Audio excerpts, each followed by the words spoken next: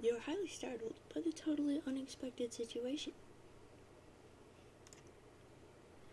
Karkat and his friend and everyone they would ever meet thereafter would experience great misfortune on account of the curse unwittingly implemented through Solix's esoteric Mobius double reach-around virus.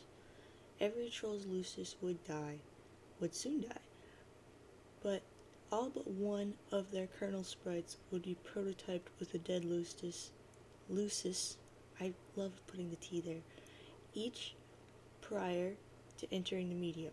Upon entry, they would each have a bittersweet reunion with the creature after the kernel hatched, triggering the sprite's metamorphosis.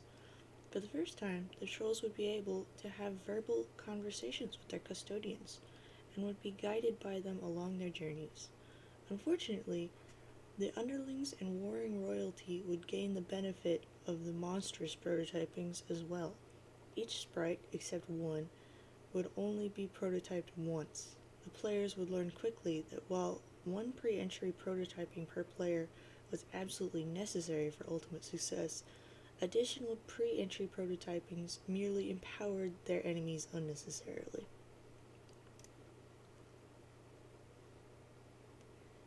The game has no explicit rule that demands something dead for prototyping, but in practice, the kernel sprite has particular attraction to the deceased or doomed.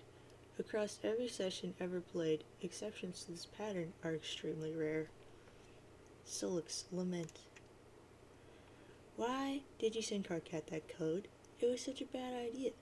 You suppose it was a boastful gesture to get a friend to think more highly of you, but why would flaunting your superior skills accomplish this? It was foolish. You ought to wipe all these clever viruses you wrote off your computer. They can only bring more trouble. Solix delete. While deleting your virus folders, you pause at one oddball file you have laying around. You did not write this virus. You copied it from an obscure server far beyond your planet's global network. This application is running on that server perpetually. It is an extremely simple auth program. Its main loop is tied to the lifespan of the universe. When the universe dies, a mysterious subprogram will be executed. You have no way of knowing what this subprogram does. It runs on a protected part of the server. It is completely unhackable. You delete the file, but it won't do much good. The program is already running elsewhere. Luckily, whatever harm it would do will not be done for many billions of years. And even then, what harm could a virus do after the expiration of the universe? This file always struck you as quite odd. But Solix, even with his vision twofold, does not have the perceptional luxuries of our vision omnipresent. When executed, the subprogram will summon an indestructible demon into the recently voided universe. This monstrous being, with the power to travel through time, is inconvenienced by very little by his arrival upon the great undoing. He has the entire cadaver of the expired universe to pick apart at his whim, from its birth through its swelling maturity and tapering decay. In a reality he is known to have marked for predation, he will go about assembling followers through various epochs, even going as far as personally establishing the parameters for his future summoning. Solix couldn't know that the virus is essentially a formality. The demon is already here. Mumble Groo. Sounds like your Lucis is agitated about something up there. You already gave him his serving of honey today. If he thinks he can get more, well, that's just greedy. You wonder what could be bothering him. You keep your enormous Biclops chained to the roof of your communal hive stem. It is the only place there is room for him. Dueling with him on the roof during feeding time is a daily ordeal.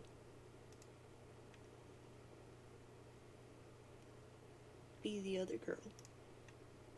You're now one of the 5 other girls.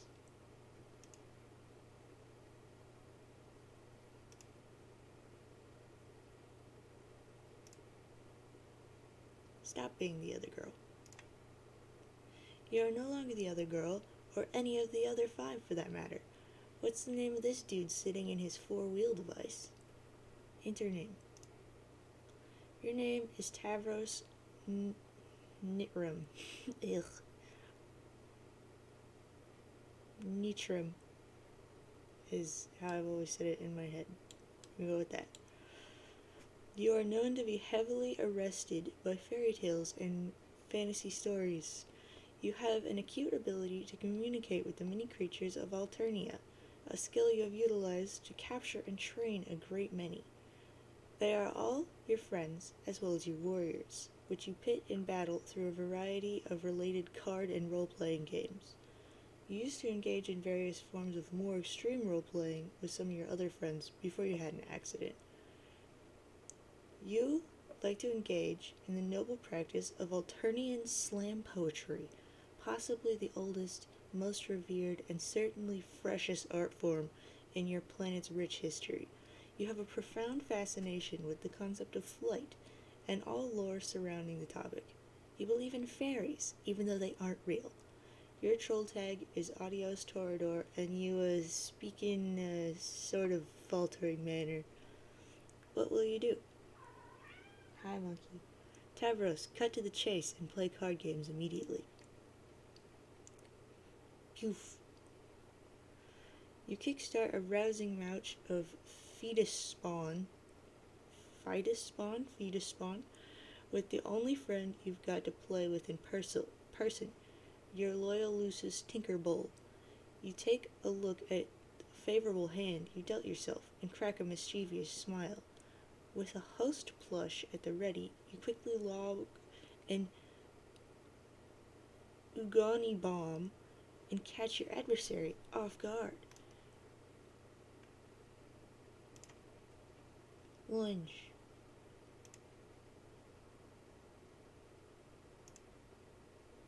Scuttle off.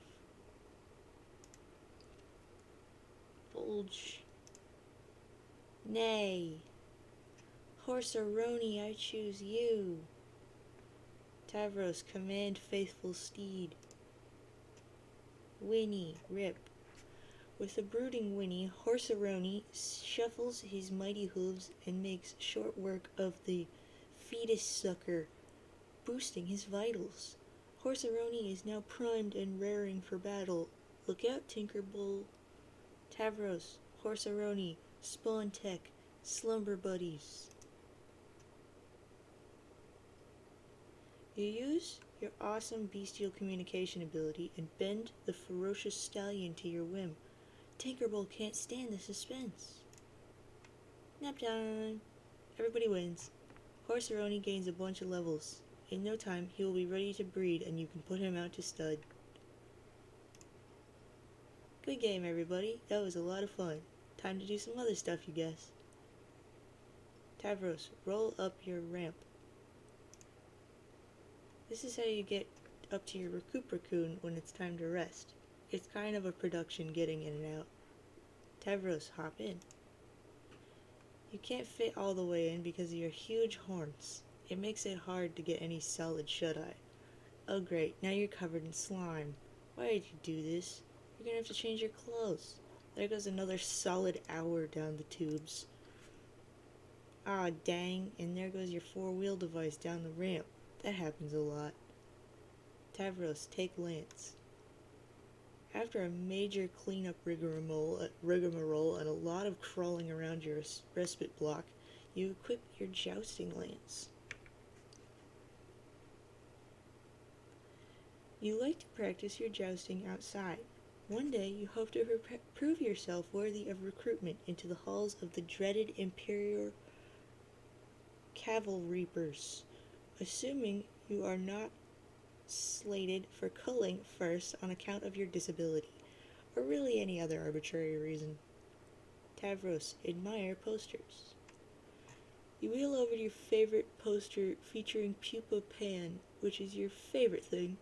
You'll always fantasize that one day intrepid young Pupa would come and take you away, and together you would fly to a beautiful paradise planet of legend that has all sorts of fanciful stuff like pirates, treasure, and a cruel villain with a missing arm and a missing eye, and these weird aliens called Indians.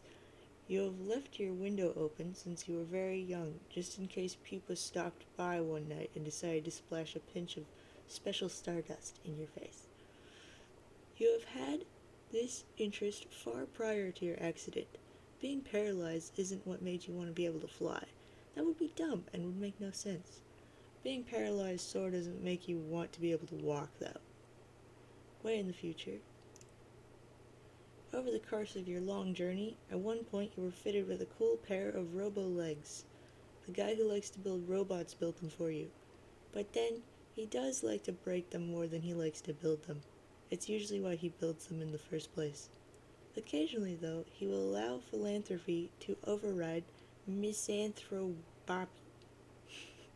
Misanthropy? What the heck?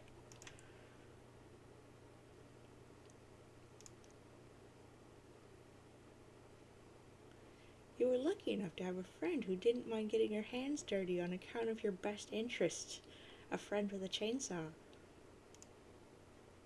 The guy who likes to build robots just stood there and watched. It would always make everyone uncomfortable whenever he would just stand there and watch. And way back again.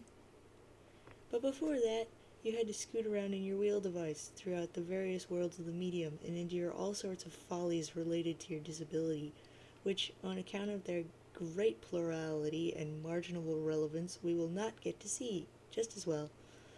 Wow, look what happens when you space out and contemplate the future like that. The messages start piling up. Deal with AG, who is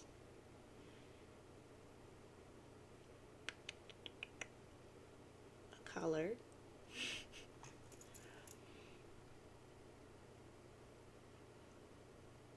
I can't remember what it's called. She could be Aqua. Okay, Aqua, who is Arachnid's grip, began trolling Tavros. And she says, Tavros. And he says, hey. And she says, red team is gonna bite the dust. And I know you are on the red team. And he says, whoa, really? She says, yeah, you totally are. My team's got no use for a boy that can't make no use of his legs. You were fated for a team of losers full of blind girls and lame boys and cranky imbeciles. Smiley face with 8 eyes. And he says, okay, you're probably right about that, but I shouldn't be talking to you. She says, oh? He says, I promised I wouldn't talk to you anymore. She says, what? Promised who? He says, Rufio. She says, oh my gosh, who's that? I hate this guy already. He says, he's, okay, someone said I should give my self-esteem a name and to be careful about what I say to make sure I don't hurt his feelings. She says, haha, so he's imaginary, a fake, like a made-up friend, the way fairies are, made up to believe fake fakers. Who told you to do something so ridiculous? He says, GA, but I don't mind if she was joking about it. It might be a joke. I don't know, but I did it anyway. I think that's Teal. Terzi. Aqua says, oh man, what a meddler. I hate her meddling. Why is she always meddling? I don't know if it was a joke, but man. He says, She says, I don't think it was a joke. It was more like, okay, complete this analogy. Laughing is to a joke as meddling is to... He says, She says, exactly. That's what she just did to you. It's worse than a joke. It's worse than anything you can do. Next time, tell her to can it. That's what I do. But she keeps bugging me. Bugging and fussing and meddling. What's her deal? I guess it's flattering that she wants to talk to me so much, though. I guess I don't mind. It's cool. Anyway, Tavros, you've been amazingly boring as usual, so I'm going to go. He says, okay. She says, this show needs to get on the freaking road. Believe it or not, the blue team doesn't have a single player in the session yet, while you guys have like 2 or 3 or such. Unbelievable. I wonder what the holdup is. oh well, let's face it, you guys need the head start. He says, She says, okay, anyway, good luck to you. It will be just like old times. Eight-eye winky face, but only the bottom pair is winky. Adios, Tora snore. And then she left him, and he says, bye. Tavros rap with, Gamzee. This is gonna hurt if they actually do that. And Gamzee says, holy frick, my brother, I'm so sorry, I kind of zoned out there. Tavros says, hi, that's okay. I wasn't expecting you to not be zoned out for any reason, so I guess I don't understand your apology. Gamzee says, alright, frick yeah, it's all good anyway. I just zoned out when I was supposed to be all about being to tell you you're all on my team. Tavros says, yeah, the red team you mean? And Gamzee says, heck, fricky, heck yeah, my wicked frick frack. Smiley face, clown nose, honk honk honk. I love cussing. Tavros says, okay, that's great. I just heard about this from someone I don't want to talk about, but it still basically qualifies as good news. Gamzee says, smiley face, clown nose, honk honk honk honk honk. Tavros does his little smiley face with his horn and adds a clown nose and says, heh. Gamzee says, ha ha ha ha, frick, you stole my freaking nose, bro. What got you even up the gumption to all freaking do the crap like that? Tavros says, I don't know, I just kind of the obvious thing to do. Stick the circle in front of the dots and behind the bendy one. Plus, oh yeah, my horns. Gamzee says, ha ha ha ha ha ha. Tavros says, maybe we can slam about it. And Gamzee says, yeah, I could kick the crap out of some rhymes, bro. I'll stir up some freaking hecka mirth and rip open a freaking bag of harsh whimsy. Tavros says, yeah, you can talk about the clown things, which I don't really understand ever, but that's okay, because it's kind of funny. Whereas I'll address some topics pertaining to my interests, and I guess personal motifs. Gamzee says, yeah, frick yeah. That be how crap's all usually up and freaking locked, bro. But first, here's the thing with the game. Tavros says, oh yeah, I almost forgot about the red team game. Gamzee says, yeah, okay, if I remember right, this is how we're juggling this crap. Lots of freaking balls in the air. Ha ha ha ha. Terzi connected to Carcat, so he's freaking chill. Then I'm supposed to connect to her soon to get her all chill too. But she's in the woods doing something. When she comes back, she starts playing. So in the mean motherfucking time, I'm supposed to get you to connect to me. But I freaking spaced out and forgot. Because I guess I was way too freaking chill all up in this crap. Ha ha ha ha ha. Tavros says, yeah, I understand. Gamgee says, so just download this fricker I'm sending to you so we can kick this bench down the stairs. Tavros says, okay, I'll do that. And in the meantime, shall I cue up the strict beats? I have very happy open mouth face with horns. Gamgee says, oh, brother, now you all frick up and done it. You are freaking real deep in a big sloppy massacre pie topped with freaking whipped rhyme. How strict are those beats at, fricker? And Tavros says, well, I turned up those benches to pretty stern, set beats to lecture, and I'm kind of going hog wild on the curmudgeon knob, which I had recently installed. Gamzee says, gosh dang, tell me more while I get my reach on for this frosty brew. Tavros says, oh, okay, and imagine an array of beats that set limits because they got a rule book, it doesn't pay to skim it because there's not a lot of latitude. They won't stand for an attitude, and crossing them's a habit you'd not really want to get into because they'd be pretty mad at you. Gamzee says, frick, so freaking fresh. You need to be slapped freaking silly with a mouth like that, haha. Tavros says, and if you got a problem with it, then I suggest you go and wrap it, dude. Gamzee says, okay, I will. Just let me sneak up on this bottle of Fago and snap its neck like I'm a freaking laugh assassin. Okay, are those beats still chill? Tavros says, yeah. Gamzee says, are they freaking strict? Tavros says, yeah. Gamzee says, alright, crack, hiss. Mother freaking chicken. You both then proceeded to have one of the worst rap-offs in the history of Paradox Space. You make your way through the burning woods to meet the Lucis you never had. It's time for her to hatch, now or never. Since the world is about to end anyway, you suppose it no longer matters if the doomsday scale is tipped. The counterweight is the skull of an ancient mother grub, slain thousands of solar sweeps ago. The egg contains a rare species of dragon which remains blind until maturity, using its other senses to survive. It has balanced the skull here for millennia, waiting for the warmth of a meteor-sparked forest fire before hatching. In case it wasn't clear, dragons are real.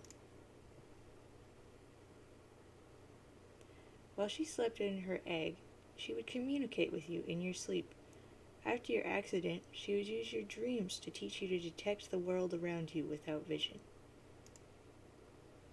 As you learned, your dreams became more vivid. Where before there was darkness, odors and flavors painted a striking picture. You found yourself surrounded by bright honey walls, and in the sky was a huge tasty ball of cotton candy, which is this sweet troll delicacy we wouldn't know anything about. For the first time, you catch a glimpse of this world in your dreams. The first time, there was no turning back. The young Lucis would take to the sky and promptly get herself killed.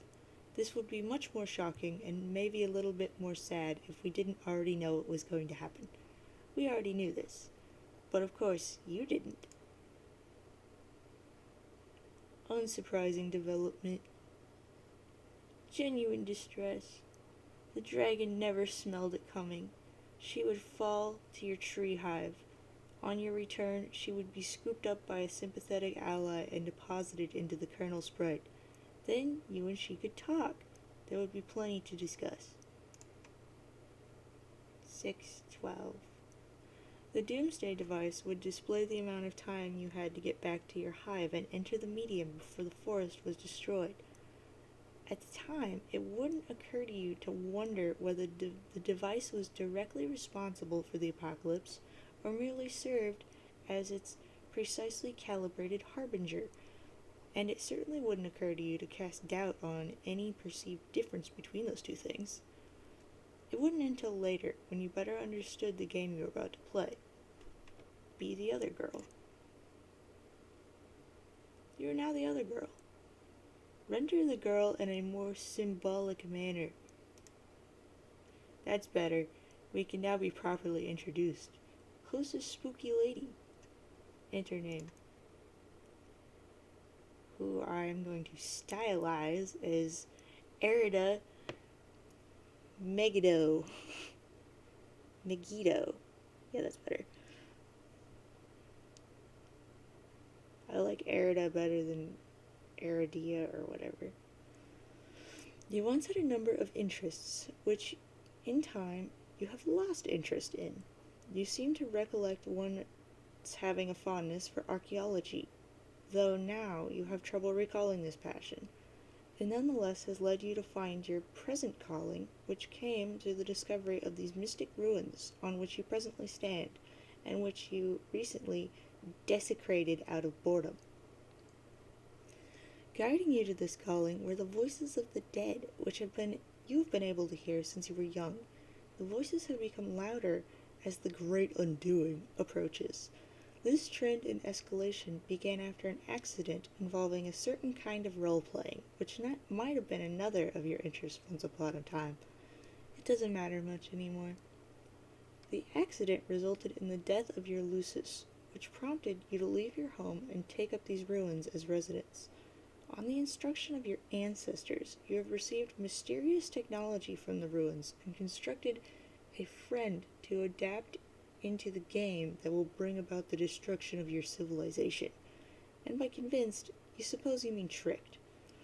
He has tentatively named the game Scrub, which is Scrub, which is a word that is not terribly elegant, and if it were marketed by a legitimate game company instead of a rapidly patched together by a young hacker, it would ostensibly be given a better title.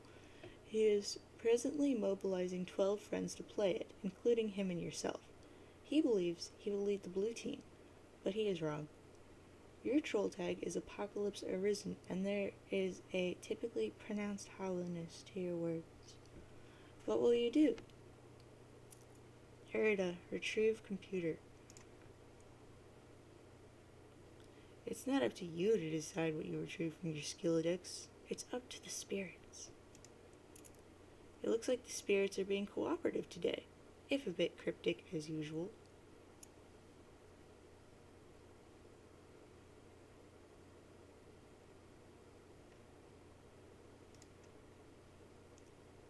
Who's this douchebag?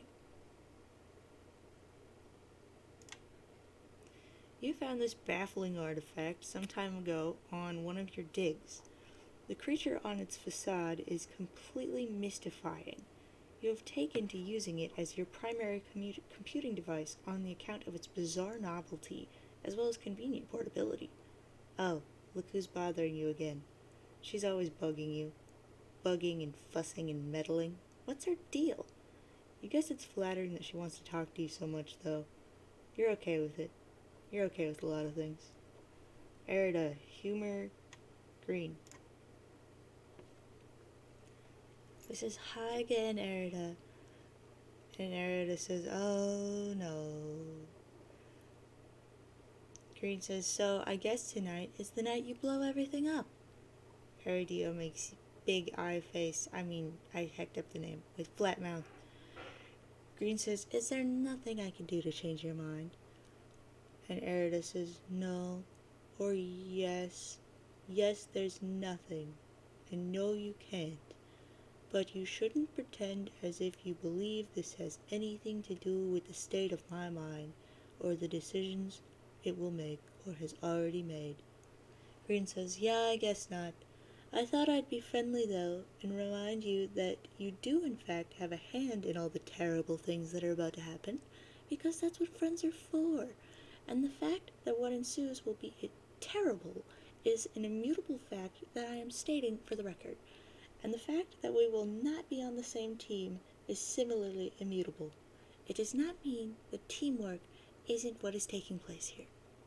Erida says, sorry, I don't follow that. Green says, I'll be here to help, if you need me. Erida says, okay, thanks.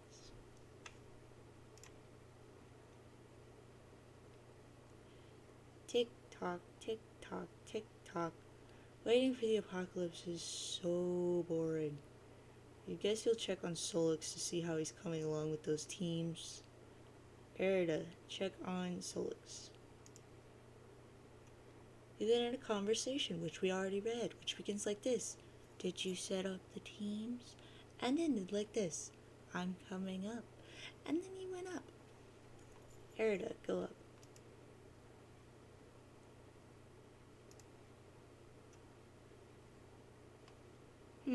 You wonder what she wants. What's with all these girls bugging you? Bugging and fussing and meddling. Get bugged by Aqua. Aqua began trolling Erida. She says, Erida! Erida says, oh boy, that's way too many of the same letter in a row twice. Aqua says, I know. So we're about to get started, right? Have you tricked Solix yet? Do you have Mr. Two Eyes all befuddled and flustered in your web of lies? Or Mr. Four Eyes? I don't know. Which nickname do you think would be suitably derogatory in this case, Erida? Erida says, how about 8 eyes minus 7? Aqua says, 8-eyed tongue stick out face. Erida says, I didn't trick him. It's not like that. Aqua says, okay, whatever. The point is, once you have pulled the finely woven silken mesh over his dumb, different colored eyes, you and I will start playing the game and be the blue team leaders. That's how this will work, right? Wait, do you mind if we are co-leaders? I forgot to ask. I just assumed that was okay with you. Erida says, I don't care. And Aqua says, great, that's the spirit. And when I bring you into the game, whatever the heck that means, then we can send each other stuff, right? That's how this works, right? Erida says, yes. And Aqua says, awesome, because I have a present for you. It's a surprise, and it's gonna be great. From me to you. Just for me. For me alone, and nobody else. I can't wait to see the look on your face when you see. And Erida says, okay, well, I'm sure it will be very thoughtful. Aqua says, hey, speaking of which, what will the name of our team be? Erida says, the blue team. Aqua says, no, no, no, no, no, I know that. I mean the name of our team. You and me. Just us. 8-eyed smiley face. Erida says, I haven't given it any thought. Nor did I think such a thing was up for consideration. But if you want to pretend we both have a separate team together and name that team, then knock yourself out. Aqua says, I just thought it would be really fitting. Kind of like a fresh start, you know. I don't know. What are our shared interests? I guess I never really thought about this. I guess I'm used to thinking of you as the enemy. There must be some overlap in profiles. Come on, let's brainstorm. Erida says, wide-eyed, flat-mouthed face. Aqua says, it'll be great. We'll be unstoppable. Surely you must admit it will be nice to rebound from the team change debacle. Erida says, I never think about that anymore. Aqua says, oh man, I'm so dumb. Here I am running my mouth and opening up old wounds, while at the very same time trying to make amends. What an idiot! Erida says, it's okay. Aqua says, hey, speaking of which, that loser isn't going to be on the blue team, is he? Erida says, which loser? Aqua says, your old team buddy. Erida says, no. And Aqua says, oh, thank freaking goodness. Talk about dead weight. You made the right choice, leader. I mean, co-leader. Erida says, I didn't exclude him for that reason, or at all. You're just not getting it. You never listen. Aqua says, man, now I've got this huge beef grub lodged in my nook just thinking about it. I'm gonna go give him a hard time. Let me know when you're live. Later. And then she stopped trolling Erida. Erida says, don't do that. It's really childish. Wow. Be the mysterious spider girl. You try to be the mysterious spider girl and fail. She's way too mysterious for you to be her yet. Seriously, what's up with those glasses? What's up with that robo-arm? What's her deal? You guess it's flattering that you want to be her, though. She guesses she doesn't mind. That's cool. We'll learn all about her a little later. So let's get back to Erida. He says, Erida, I would like to apologize. I flew off the handle there. It was like the handle was a bald guy going really fast and I was his toupee. I'm sorry, it was my fault. Erida says, it's okay. He says, I hope we are still friends. She says, yes, we are. He says, so anyway, I think even though I quit as leader, I'm still going to play the game now, because it's either that or get totally creamed by all these freaking space builders. Hey, maybe we can make the best of the game anyway. even though I guess we're going to lose. Erida says, no, I'm sorry. You can't, Solix. Not yet. And he says, oh my gosh. You're going to give me this crap again? After I crawled on my belly like that with all groveling at you? Like some low-class guy with whatever color blood is lower on the hierarchy than mine? What's worse than yellow? Frick this confusing caste system. Anyway, screw you. I'm playing this game right now. She says, no, you're not. Trust me. He says, wait, what's this? Are you hearing that spooky message from the grave? It is from my ability to give a crap, which just died. This is where you laugh again. Erida says, come to the window. He says, why? She says, because I'm outside. He says, BS. And she says, take a look. He says, I don't see anything out there. She says, come closer, you'll see me. I promise. He says, gosh, I am just bulge deep in the fecal matter of a wild, incontinent hoof beast, but okay, I'll indulge you. Here I go. Solix, look out window. Okay, looking out this lousy, stupid gosh dang window. Lousy, stupid gosh dang physics. Snap. Nap time. Much later. When you would finally wake up, you'd discover all of your teammates had connected to each other and entered the medium. You would be the last to enter. Your long nap would facilitate a series of important dreams that would prove essential in support of your teammates. But here now, the destruction of your hive would be imminent unless you could quickly establish a connection to the first player of the group and complete the chain. Solix, wake up. The mind honey. Some of it got in your mouth. You did not under any circumstances eat the mind honey.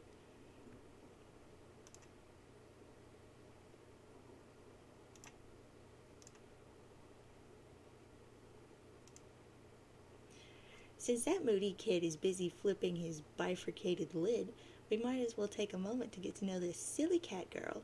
Gosh, who is she? Enter name. Your name is Nepeta Legion. You live in a cave that is also a hive, but still mostly just a cave.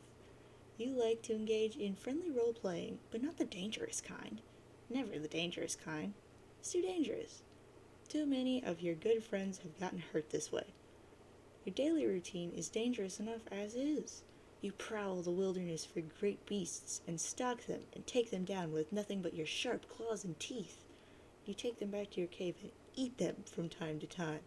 Wear their pelts for fun. You like to paint wall comics using blood and soot and ash, depicting exciting tales from the hunt, and other goofy stories about you and your numerous pals. Your best pal of all is a little bossy, and people wonder why you even bother with him. But someone has to keep him pacified. If not you, then who? Everyone has an important job to do. Your troll tag is Arsenic Catnip, and your speech precedes itself with the face of your Lucis, who is possibly the cutest and perhaps the bestest kitty you have ever seen. What will you do? Nepeta, retrieve claws from arms. You are always wearing your claw gloves. You never know when you might encounter some unsuspecting prey, or when some prey might encounter an unsuspecting you. On Alternia, everything is considered unsuspecting prey by everything else. Nepeta, scratch Lucis behind ears. Scratch, scratch, purr, purr. She sure enjoys a good scratch. Pounce de Leon is the best kitty cat. You and she go on adventures together in search of the Fountain of Cute. You ride your sure-pawed mount into the rugged frontier, and sometimes she rides you when she gets tired, which is frequently. You sure will be sad when she dies, but who knows when or how that will happen. We might not even really have the time to find out. Later there was a cave-in. Nepeta, examine computer. You saunter over to your drawing tablet computer. You use this to draw. On a computer. It would be cool if this could somehow be adapted to serve as a fetch modus as well. That would be so much more fun than the frustrating one you're using now. You wonder what this grumpy fellow wants. Probably something to do with that game.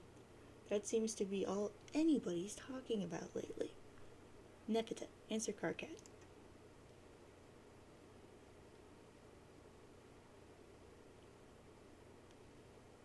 Karkat began pestering Nepeta, and he says, hey.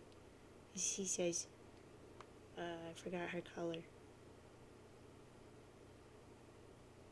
Lime perks up curiously. She wiggles her rear end a bit and then chases something she sees bounce into one of Karkat's shoes. Karkat can't believe he has to sink this low. Karkat can't believe he's asking a feral girl in a cave to join his team. Karkat mystifies in infinite befuddlement over the fact that you are presently the best remaining candidate for the red team. She says, I am? Lime says that I am? Wondrously. Yes, and Karkat can't freaking believe that. Karkat thinks about that a bit, and his jaw drops open and breaks a huge column of bricks like a freaking kung fu master. Lime gathers up all the brick pieces and builds a cute little house and invites Karkat inside. Oh, good. It's good that you're talking about building, even if it's in the most inane possible context. You're going to be doing a lot of it. She says, yes, that sounds fun. Okay, what do I do? He says, okay, briefing. Me, Terzi, Gamzee, and Tavros are all playing right now. The connection order is at... What's his name? CG. I just cannot remember what that is. Nope, the order is at Tavros.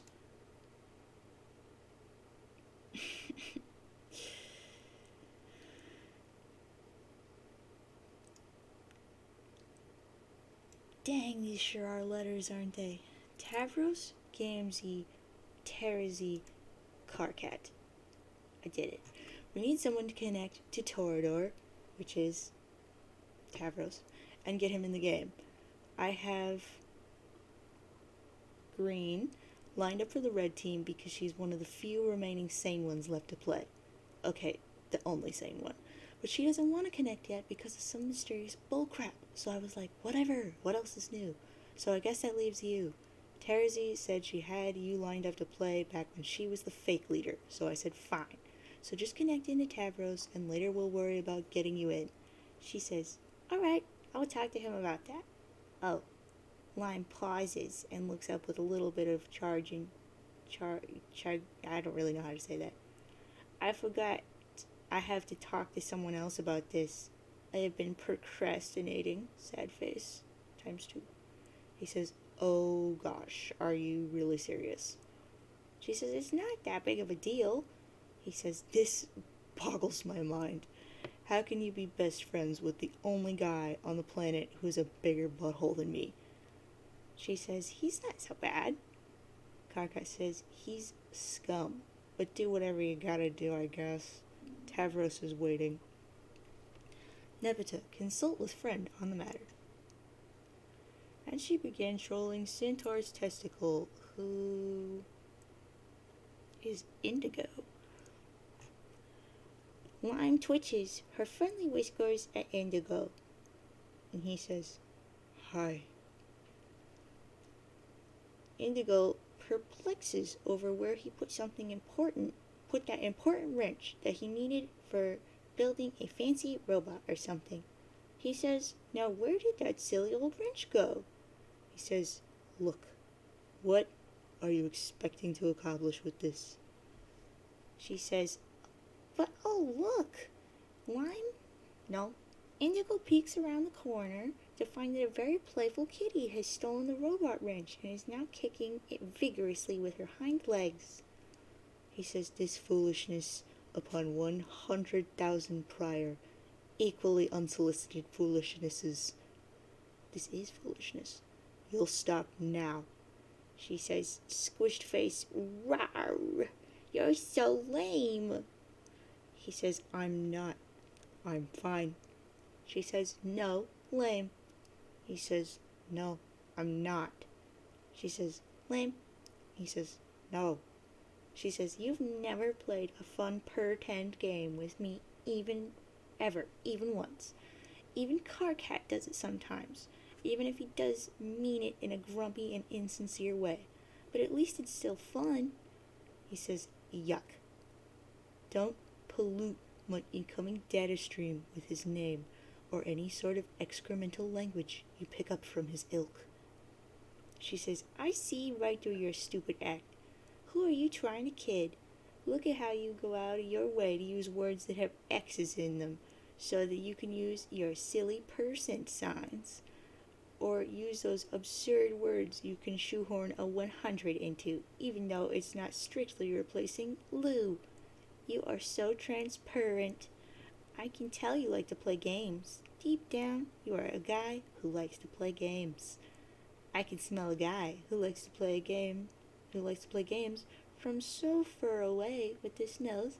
You have no idea, X33 face. He says, if you're looking for a loophole through which you may extract concessions from me, you'll have to look elsewhere. She says, see? What the heck? He says, Nepeta, what did I say about that awful language? I won't stand for it, and you'll stop. She says, oops, sorry, sad face with two mouths. He says, your fraternization with the base classes have loosened your morals. Can't you see this? She says, no, I don't care, they're fun. And I don't know anything about classes or bases or blood color, it doesn't matter. What does green blood even mean? It doesn't mean anything to me, and it shouldn't mean anything to anyone else. He says, well, green blood is okay, but it's not great, but that's why you're lucky to have me to look out for you, because you don't know better, and you can't fight the role the mother had in store for you. She says, Rach, you're such a hypocrite. You pretend to be so high and mighty, but I know you're not, and I know you like games. Look at that silly little bow and arrow you always type. It's always there. You never forget. Why would you do that if it wasn't a playful, fun thing? I am so onto you. He says, my bow and arrow are highly dignified symbols. And she says, lol, BS. He says, archery is among the highest and most exceptional crafts held in tremendous regard by the most aloof classes for centuries. She says, you suck at archery. He says, no. She says, yes. And he says, no. And she says, yes. And he says, no, I don't. And she says, yes, yes, yes, yes. Have you ever even successfully fired an arrow?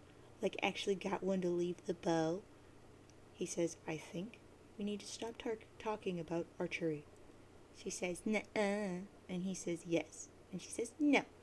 And he says, we will stop talking about archery. This topic is making me sweat. She says, ew, you're so gross.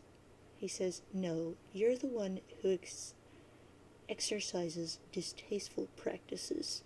She says, no, that's you. Everyone knows you're a weirdo and a creep. That's why you're lucky to have me to keep an eye on you. No one else can stand you. He says, you exterminate beautiful, innocent creatures by the hundreds. I can't condone such wretched behavior. Beasts are meant to be looked upon with adoration. She says, but I eat them. I don't kill anything I don't eat. That would be mean. He says, I guess that's basically acceptable in principle, but I still find it a bit unsavory. She says, well, I think your habits are unsavory.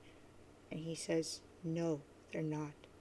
She says, yeah, huh. He says, you're wrong about me, Nepeta. I do like to play games, but they must be extremely important games with very high stakes, not the kind played by translucent green wigglers who let loose an excremental surge hard in their wiggler bottom diaper stubs. As it happens, I have arranged to play such a game tonight. Erida and I have a privileged engagement to be co-leaders of the blue team. She says, oh yeah? Well, just by perchance, it happens that Lime has a private and sneaky engagement to play this game as well.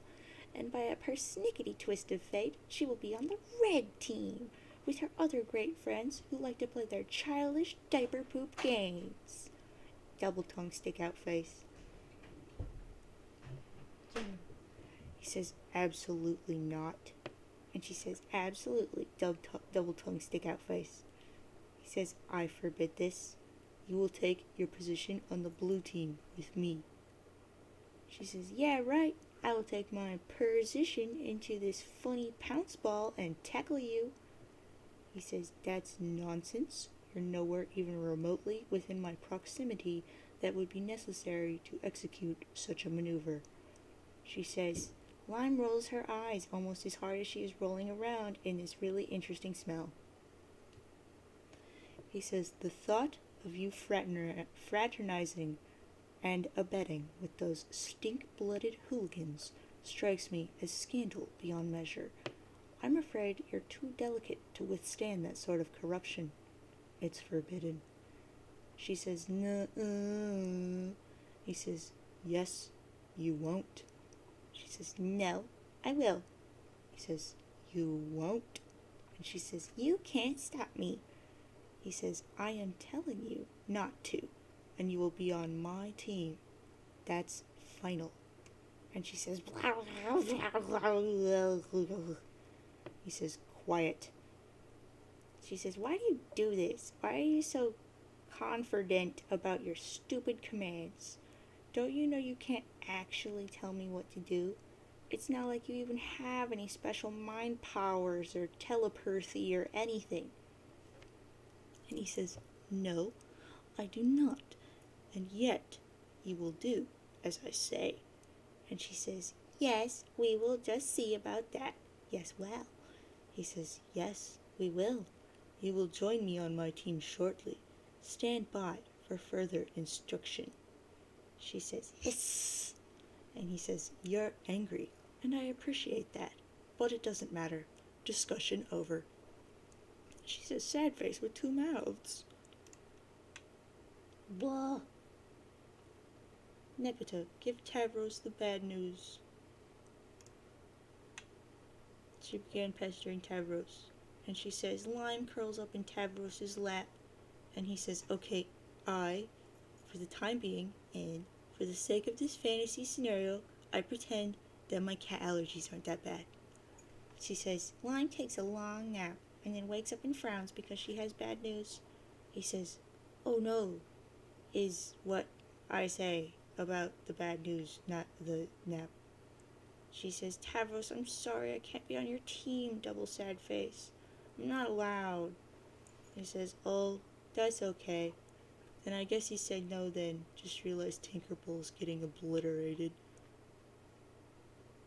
She says, yes, unfortunately. Rarg, I'm so mad. He says, it's probably for the best that you listen to him. She says, I don't know. You think so? And he says, well, if you didn't listen to him before, you might have played games with us before, and something bad might have happened to you.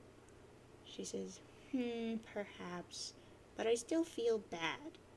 He says, I'll find another player, it's just not a big deal. Good luck being on the blue team. And she says, okay, thanks. Sad face, two mouths. You fondly recall your days of far more intensive role-playing. It seems like so long ago now. Aside from a few unfortunate moments, it was a lot of fun. If you had to do it all over again, you suppose you would select better company. Maybe this game you are playing tonight will rekindle some of that excitement. Tinkerbell? Some time ago. Flashback. You stand in your room on a healthy pair of legs and in a plucky little outfit. You're a low-level boy skylark, and you wield an inexpensive dagger lance, which is the closest thing to a jousting lance you can wield that is still compatible with your favorite class. You're about to play a popular game called Flarp, which, unlike most games published by major developers, was given a graceful and aesthetically pleasing name. It's a title under the extreme role-playing genre, and playing it without due caution can have serious real-world consequences. But that's what makes it fun. Hang on one second. When you activate Flarp's Grub, the campaign programmed for tonight will begin. Team Charge will duel Team Scourge as usual. This is gonna be great. Dude, hold still. Tavros, contact fellow Team Charge member. Yucky. He began trolling Erida. He says, Erida, my grub is laying now, so I'll be ready soon. She says, cool, mine too. I don't know where Terezi is, though. She's running late. And he says, should we wait? She says, no. I'll be here clouding her campaign for her regardless, with or without her. Her loss if she doesn't make it. I'll give you a chance to gain some ground. He says, okay. She says, you picked a tough class, Tavros. None of the relatively useful combat abilities come into play until you reach a very high level, but I suppose it will be rewarding when you get there. He says, yeah, I think you're right, but it's the class I think is most fun, and battle skill is not all there is to being a great adventurer. She says, I couldn't agree more. You might be the only Flarper in the world who really understands the true spirit of the game. Everyone else is so aggressive and treasure hungry, but I guess that's what makes beating them all the more satisfying. He says, yeah, I guess. She says, remember, your Clouder isn't going to pull any punches tonight. Don't fall for her mind games. I'll be here to assist you, of course. If you're in trouble, don't hesitate to ask for help. He says, yeah, I won't. Thanks, Erida. And she says, no problem. Tavros, hatch campaign. Your campaigns? Gaming flapstrapations. Flapstractions.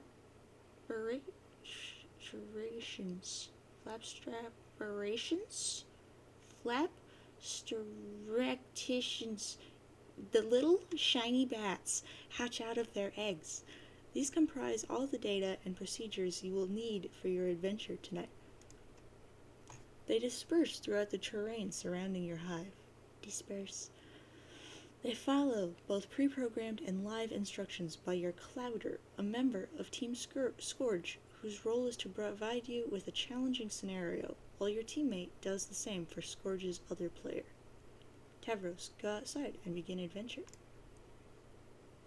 You take your starting position in the field. The game is afoot, and anything can happen now. It's up to you to consult your maps and work with your teammate to discover the objective of the quests, find treasure, and slay monsters. Your stat bat has bonded with you. This keeps track of every attribute for your character, including vitals. While these attributes in principle remain abstractions due to the fact that this is extreme role-playing, they will always relate in some way to your real-life attributes as well. You've got to be careful out there. A little later,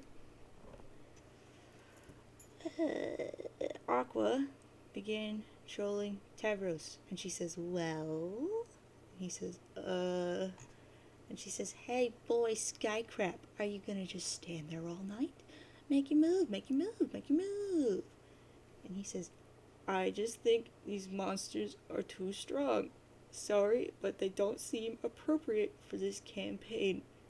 She says, weak. He says, weaky. Is that a real thing to say?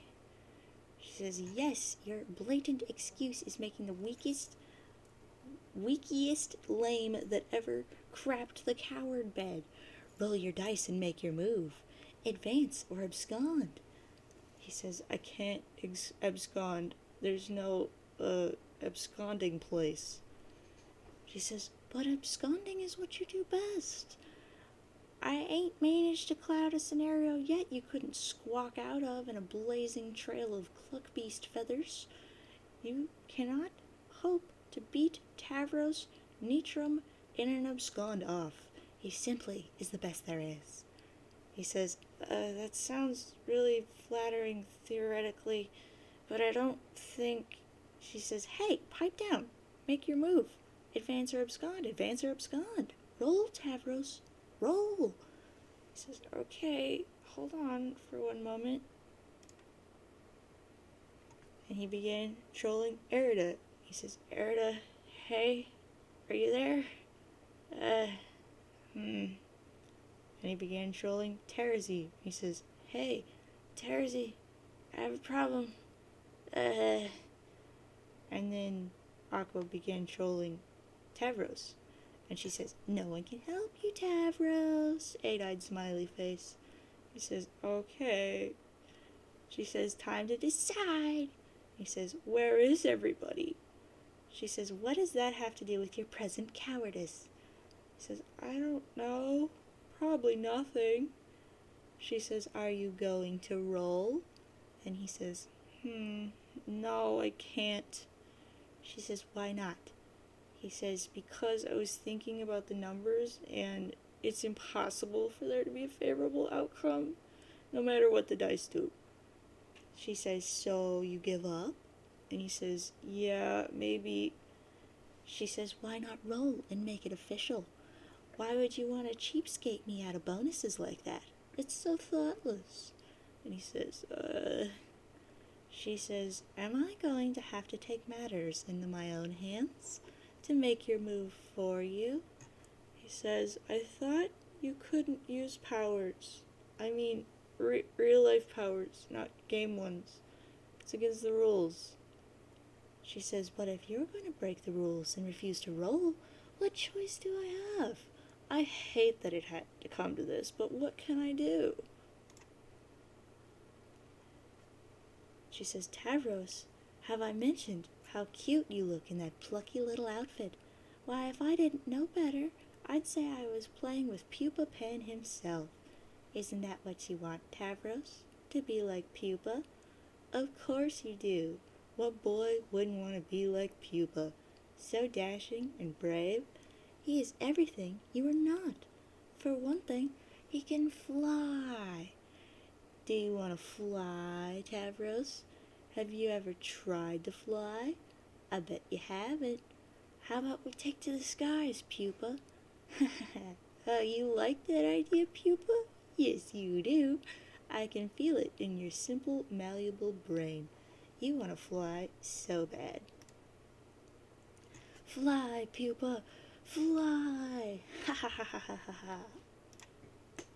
Ha ha ha ha ha. Ha ha ha ha ha ha ha. Ha ha ha hoo hoo ha hee ha ha ha ha. Adios, Tora Dumbbutt. Eight-eye winky face with an open mouth. And then she ceased trolling Tavros. Tavros began trolling Karkat and says, Aqua just jumped me off a cliff with my brain and my legs also, and now they feel invisible. Wow, I'm sure there was a better way to say that. Anyway, that's really all there is to report on the subject of me getting hurt. Karkat says, hey, butthole, stop playing games for girls. And then he stopped trolling Tavros. Back in the present. But not too far in the present, right around this moment, with Karkat in the toilet during a conversation we have already read, which ended like this. We say, oh boy, you need to get with the program, Karkat. Have you talked to Erida? Except she says 44 due to her typing quirk, and he says 44 what? And she says, apocalypse arisen, sorry. And he says, no, of course not. And she says, or a letter I don't remember, or Gamzee, or somebody else, or TA, or AG, or CA. Really, there's like this whole conspiracy about this, as I'm finding out. He says, well, why don't you just tell me so I don't have to talk to any of those double-talking buttholes? And she says, I can't. I gotta step out of the tree for a moment. When I come back, I will enter the game. See ya. And then she stopped trolling Karkat. And then Aqua began trolling Karkat. And she says, psst, hey, brave leader. And he says, "Oh my gosh, why are you talking to me?" She says, "Can I join your team?" And he says, "Yes, I'm glad you asked because there is a wide open slot for the most vile, backstabbing sociopath who ever lived. You really helped me out of a jam by stepping forward." She says, "Vile, backstabbing sociopath? Carcat, did you copy and paste that phrase directly from your personal ad describing what you're looking for in a lady?" He says, "Ha ha ha, more cagey cutesy bullcrap. Like I'm not up to my lobe stem with that already, having to deal with Terzi. You both must have been insufferable when you were a team.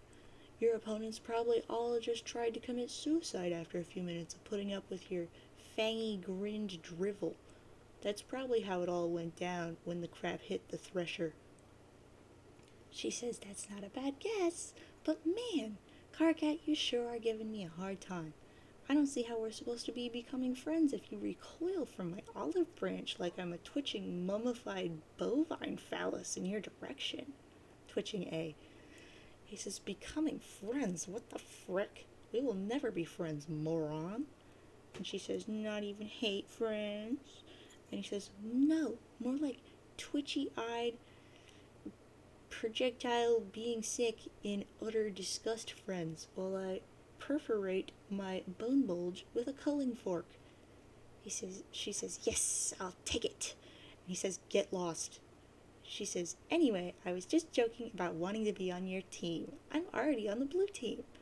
He says, "Oh, really? Wait, let me count out 8 of these things. Hold on. Question mark, question mark, question mark, 8 times. There, now I'm an enormous tool forever." She says, "Yes, Erida and I have an arrangement. We will be co-leaders. But really, I will be the leader. Shh, don't tell anyone. What do you think, Carcat? Can you take on 2 dangerous ladies at once?" He says, "Yawn."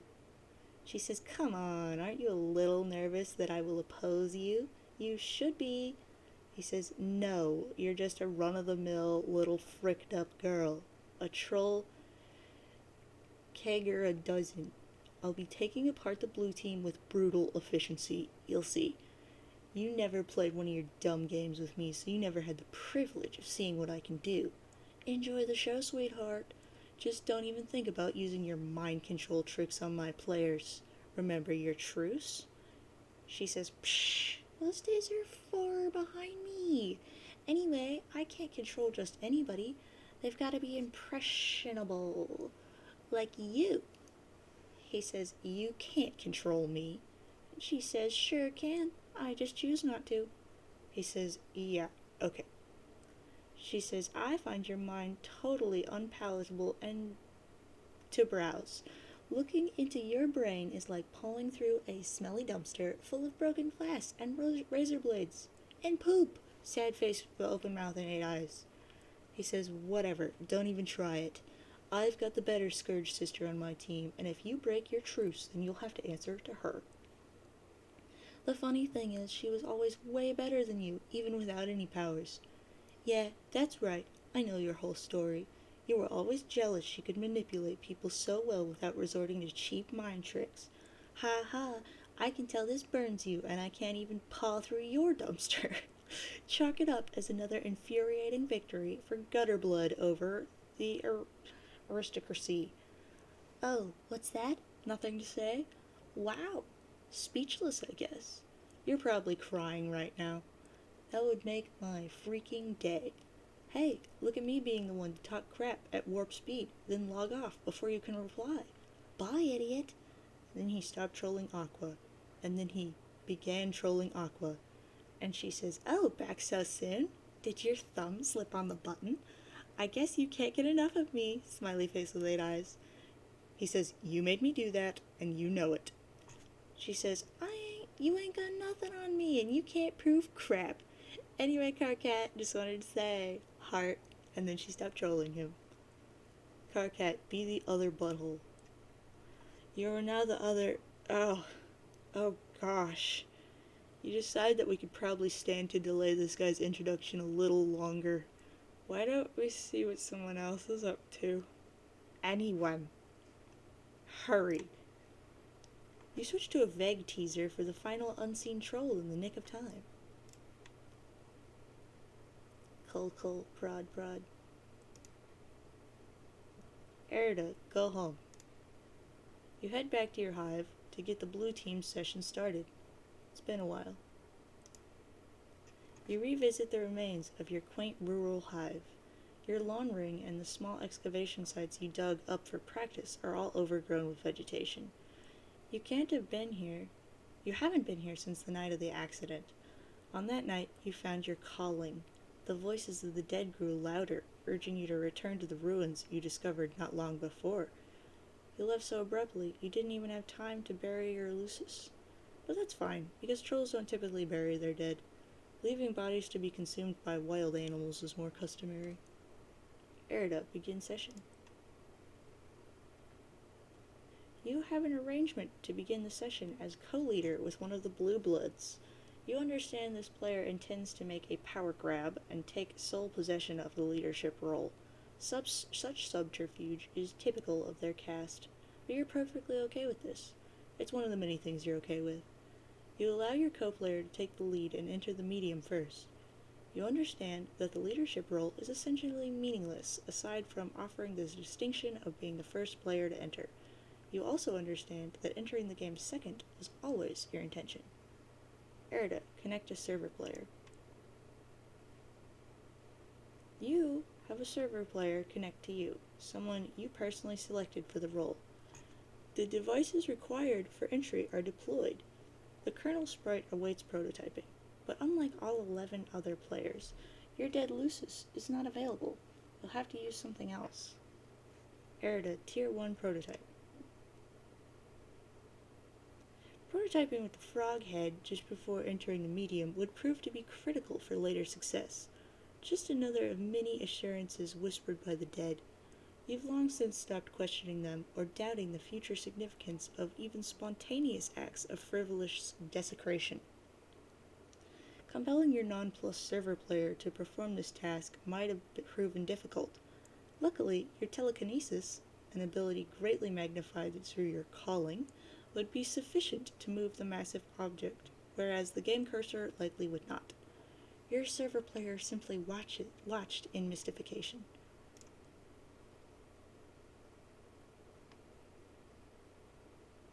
She really just had no idea what the heck was going on. Erida, enter. You enter the medium, taking your place in the land of quartz and melody as the Maid of Time. Meanwhile, your client player has been exploring another world. The Blue Blood has a present for you. The present cannot be duplicated via alchemy at this stage of the game. It would cost too much grist, a detail which this player had not been aware of. The player would have to progress to the second gate of their own world, arrive through the gate above your hive, and deliver it to you in person. Facilitating this delivery was one of the reasons why it was important for you to enter second. Your server player's confusion is only in part due to learning the ropes of a new game. There is a more significant reason for her befuddlement. While she followed your advice and went through the simple motions of game setup, at no point were you visible on her monitor. She saw your damaged hive, she saw the alchemeter and the other devices she deployed, she saw the strange computing device on the floor bearing the visage of a species she didn't recognize. She even saw a great big stone frog head fly through the air all by itself and become the frog sprite. And though she would ask why, you would always delay the answer. The fact remained, she couldn't see you. Erida, Tier 2 prototype. She couldn't see you up until the moment after the sprite's second prototyping, because you were dead all along. We are all completely blown away by this stunning revelation. Wow, dead? Really? Like a ghost? Huh.